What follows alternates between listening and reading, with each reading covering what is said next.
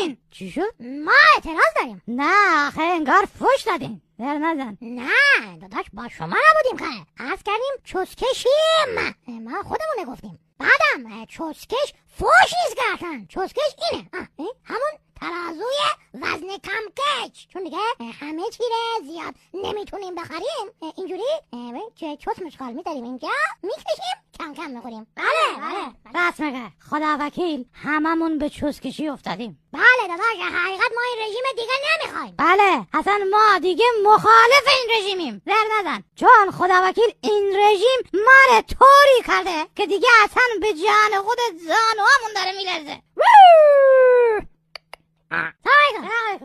استوار برو جرده. بله استوار، من از این ور میرم، شما هم از اون ور برو، به صورت گاز انبوری جمع کنیم این چسکش های مخالفو. چی شد؟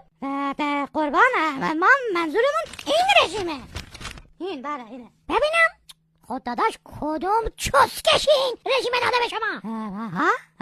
حقیقت اینه یکی داد، گفت این رژیم رعایت کنید لاغر میشید.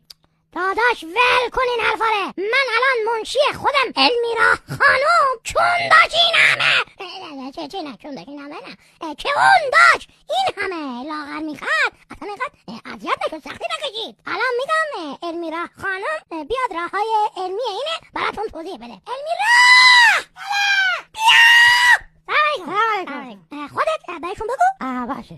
به نظرم شما با کرفس میتونید به وزن دلخواهتون برسید مثل من، چون با کرفس همه چیه میتونی بخوری ولی به اندازه. اگر اپلیکیشن کرفس رو گوشیتون نصب کنید، هم کالری هم پروتئین هم کربوهیدرات و هم چربی غذاتون میتونید محاسبه کنید. دیگه اینجوری میدونی از چی چقدر بخوری. ای خدا خیرت بده، اصلا این کام ما شده بود مثل چوب، انقدر که چی نخوردیم. آخه به نظر من شما این کرفس نصب کن، بعد من خودم همون چوبی که فرمودید از کام شما خیلی آروم در میارم که اذیت نشی، بعد محکم میکنم تو کام همون کسی که این رژیم به شما داده. چی شد؟